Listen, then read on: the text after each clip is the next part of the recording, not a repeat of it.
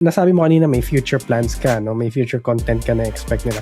Since magtatayo ka ng parang local shop, tuloy pa rin ba yung yung live selling mo or focus ka dun sa shop mo? And then dun sa shop, saan siya? Ano yung ma-expect ng mga players, etc. Ganun. Okay. So, para sa pag natayo yung shop, continue pa rin yung live sell kasi it's going to be a different brand.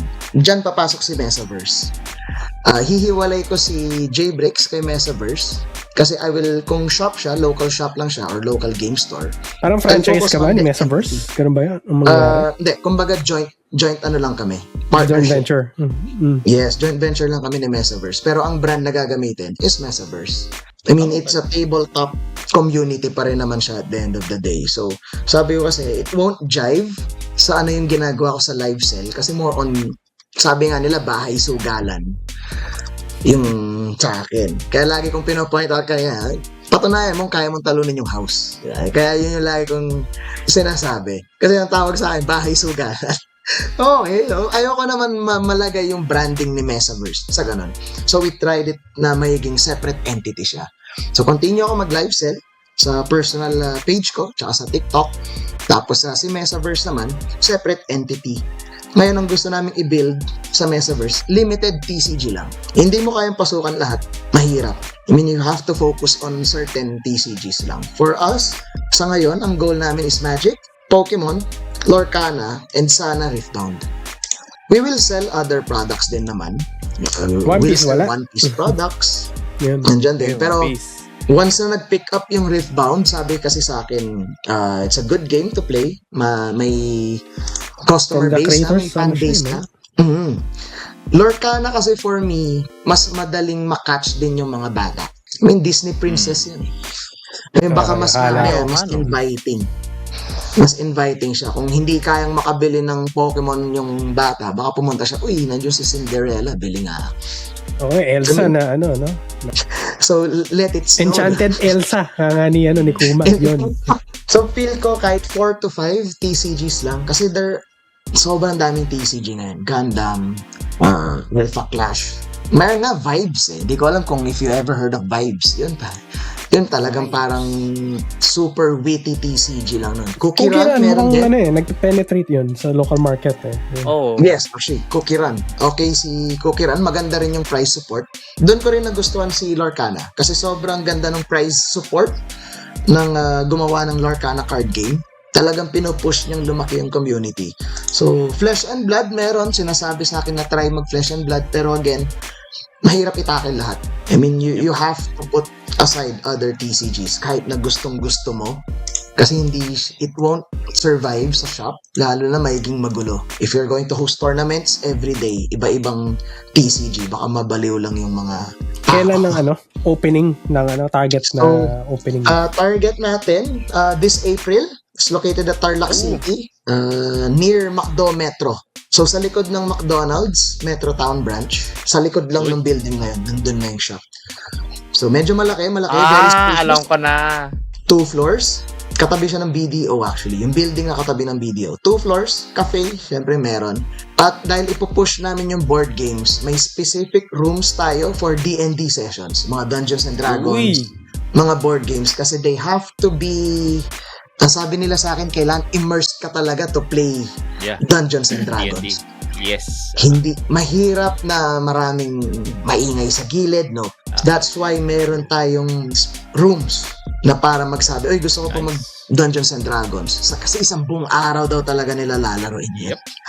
So for them to be immersed, dapat may separate rooms sila para doon. So we made sure na may space yung mga board game people, mga games na kayang mag-immerse yourself or tabletop, mga war games like Warhammer, Marvel Crisis Protocols. So yan, Pinlandia na yun. Beyblade actually, ayan, isa ding community na welcome sa amin since very spacious yung pinlano naming shop. So yun yung Beyblade champion. Yan. Yeah, actually, naghanap ka kami ng ibang lugar din kasi natanggal kami dun sa isang cafe dahil magulo scheduling. Saan cafe? Matigas ulo ni Nabi eh. Sa May ano mga sa Cube 9. superpowers kasi silang Hindi lang kasi scheduling issue lang na minove nila kami sa umaga pero hindi kaya ng ibang players. Madalas hapon sila eh.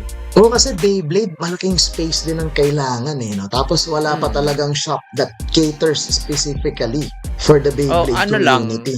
Sa Cafe Manaya lang talaga kami consistent. Kung Oo, within yan. the city lang. Tapos, kung Tarlac, meron sa Concepcion ganyan. May sarili silang cafe din. Yung Ayan, Straw so- Hat Cafe ata. Yun. Yung nandun. So for us, ayan, nakaplano rin siya. Na kausap namin si Cloyd. Di ko lang sure kung kilala mo si Cloyd. Madami. Beyblade Cloyd din. Cloyd or Clyde. Si Sir Cloyd Tiny Console? Wen. Okay, medyo big dude.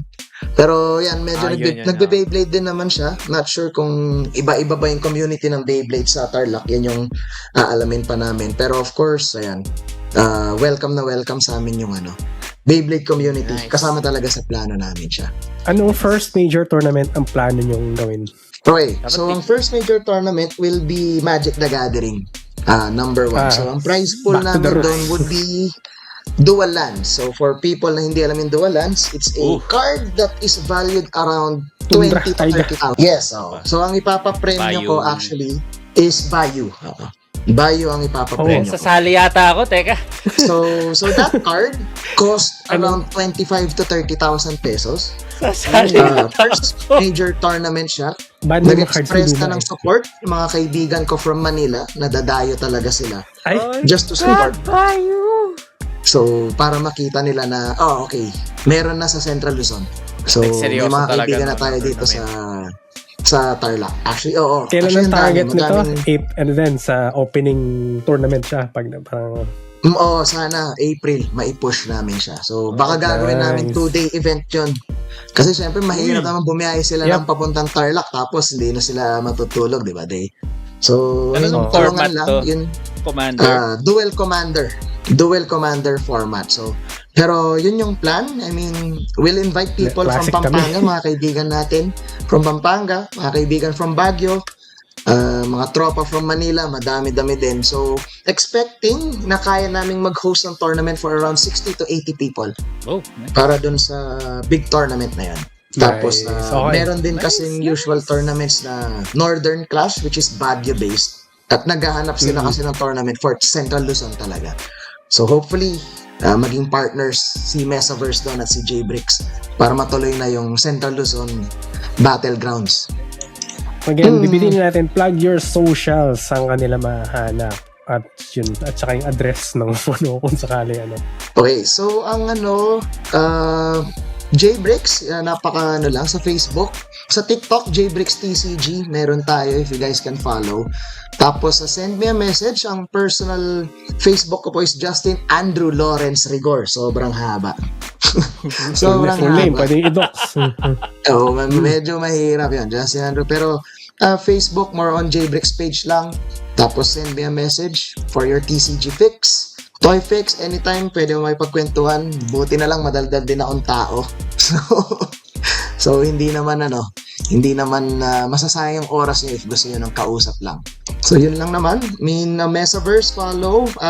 Based in Tarlac City. Again, once na po top yung shop, it will be located at the back of McDonald's Metrotown Mall. So, may katabi siya ng barangay hall ng San Nicolas? Ay, hindi. Forgot.